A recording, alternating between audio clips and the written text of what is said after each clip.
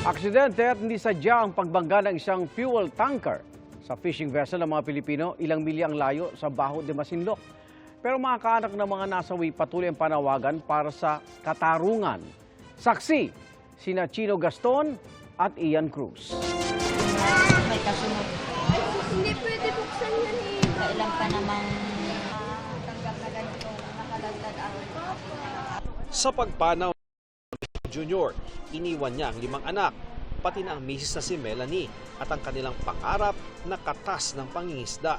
Kaya lumahot yung asawa ko dahil yung bahay po namin gusto niya ipagawa. Ang plano niya po kasi pag natapos yung bahay namin, hindi na siya lalaot. Isa si Mexico sa 3 nasawi nang mabangga ng fuel tanker ang kanilang fishing boat na FB Dirin sa West Philippine Sea, 85 nautical miles mula sa Baho de Masinloc, madaling araw ng Lunes, October 2. Sana po managot yung gumawa sa kanila ng ganyan. September 26 nang umalis dito sa Subic Fish Port ang mga mangingisda. 7 araw lamang ang lumipas, isang hindi inaasahang insidente ang magpapabago sa kanilang buhay. Nasawi rin si Dexter Laudencia o Barok, kapitan ng fishing boat at tsuhi ni Mexico. Pati si Benedicto Olandria na pinakamatandang crew sa edad na 63. Binilit daw silang maisalba, kwento ng isa sa mga nakaligtas. Yun nga po sir, wala akong nagawa eh. Yun ang mahirap eh. Ang pag-uwi nila at paghatid sa Infanta Pangasinan ng mga nasawi, inabot daw ng halos 24 oras. Walang kain, walang tubig. Halos 24 hours yun na walang katubig-tubig, wala rin kami pagkain. Pero pinilit lang namin para sa pamilya namin, makauwi lang kami ng maayos. Batay sa dokumentong nakuha ng GMA Integrated News sa BFAR Region 3, nitong April 3, nabigyan ng commercial fishing vessel license ang FB Dirin. May 8 itong maliliit na bangka. Kumpleto ito sa safety gear at mga ilaw para makita sila sa dilim.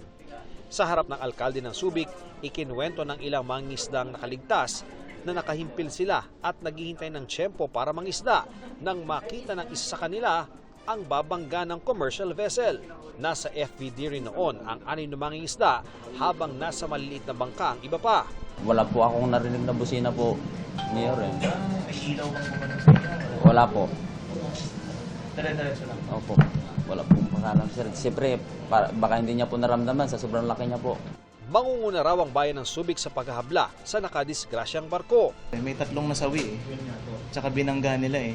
Right or wrong, talagang kasalanan nila, may binangga sila. Nagbigay na ng tulong pinansyal at ayuda ang DSWD sa mga naulila at nakaligtas. Bibigyan din daw ng LGU ng disenteng burol at libing ang mga nasawi. Ngayong gabi, dumalaw sa burol ang mga taga Bureau of Fisheries and Aquatic Resources. Tutulong daw ang BFAR sa pagkuha at pag-restore sa bangka. At ang asosasyon ng mga biktima, bibigyan din daw nila ng bagong bangka. Dumating sa tanggapan ng PCG ang crew ng FB Dirin para magbigay ng impormasyon bilang bahagi ng investigasyon ng Coast Guard. Binigyan din sila ng tulong pinansyal. 249 meters ang haba ng bakal na fuel tanker na MT Pacific Ana.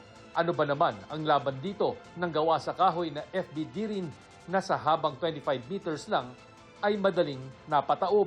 Nautical highway o bahagi ng ruta ng paglalayag ng malalaking barko ang kinaroroonan ng FB Dirin at dinaanan ng MT Pacific Ana ayon sa Philippine Coast Guard.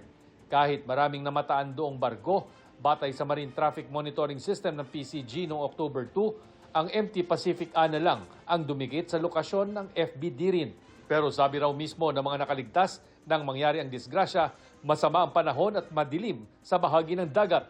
Kaya kahit nagpapatuloy ang investigasyon, malinaw raw sa Philippine Coast Guard na hindi sadya ang pagbangga. Ito ay isang aksidente, walang kinalaman sa China, hindi ito nangyari sa Baho de Masinloc, hindi ito yung mga naglalabasang spekulasyon nga kahapon, no? Na baka daw Chinese Maritime Militia or Chinese Coast Guard ang deliberately na nag-ram ng bangka. Tumawag na ang Philippine Coast Guard sa kanilang counterpart sa Singapore kung saan nakatakdang dumaong ang fuel tanker. Sumulat na rin ang PCG sa Marshall Islands kung saan rehistrado ang barko para ipagbigay alam ang nangyaring investigasyon. Bagamat aminado ang PCG, hindi magiging madali ang proseso ng pagpapanagot sa disgrasya. Kailangan pa nating tingnan, no? kung nalaman ba talaga nila na may nabangga sila. There are a lot of circumstances that we need to look into, particularly yung halaga ng sagot ng mga crew ng barko na to, particularly also the master of the vessel. Payo rin ng PCG sa mga mangingisdang Pinoy, huwag matakot na mangisda sa Baho de Masinloc. Para sa GMA Integrated News, Shino Gaston, Ian Cruz, kami ang inyong saksi. Mga kaibigan, samahan nyo kaming saksiyan ng mga balita. Mag-subscribe sa GMA Integrated News sa YouTube.